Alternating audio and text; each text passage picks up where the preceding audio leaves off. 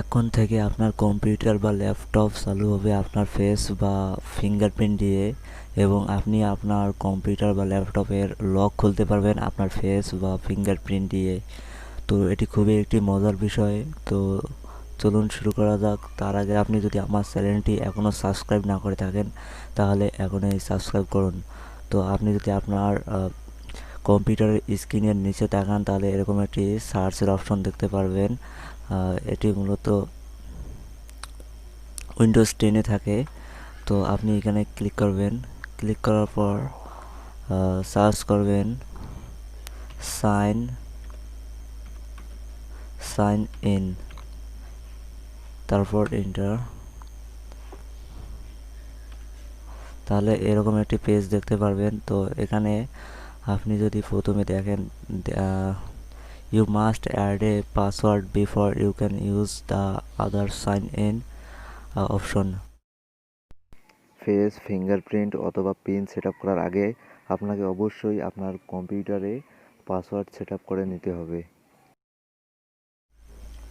তো পাসওয়ার্ড দেওয়ার জন্য এখানে দেখুন পাসওয়ার্ড নামে একটি অপশন রয়েছে। এখানে অ্যাডে ক্লিক করলে আপনি পাসওয়ার্ড দিতে পারবেন। নিউ পাসওয়ার্ড, রি এন্টার পাসওয়ার্ড দিয়ে নেক্সটে ক্লিক করে আপনি পাসওয়ার্ড দিতে পারবেন। এরপর দেখুন আপনি যদি ফেস বা ফিঙ্গারপ্রিন্ট অ্যাড করতে চান তাহলে আপনাকে অবশ্যই আপনার কম্পিউটারে একটি ওয়েবক্যাম বা ফিঙ্গারপ্রিন্ট সেন্সর থাকতে হবে, তা না হলে এই কাজটি করা যাবে না। এছাড়াও আপনার কম্পিউটার বা ল্যাপটপে উইন্ডোজ 10 দেওয়া থাকতে হবে, কারণ উইন্ডোজ হ্যালো অর্থাৎ ফেস বা ফিঙ্গারপ্রিন্ট অ্যাডের যে অপশনটি রয়েছে সেটি শুধুমাত্র উইন্ডোজ 10 এর আপডেট ভার্সনেই রয়েছে। আরেকটি বিষয় আমাদেরকে লক্ষ্য রাখতে হবে, সেটি হলো দেখতে হবে আমাদের কম্পিউটারে উইন্ডোজ হ্যালো অ্যাভেলেবল কিনা।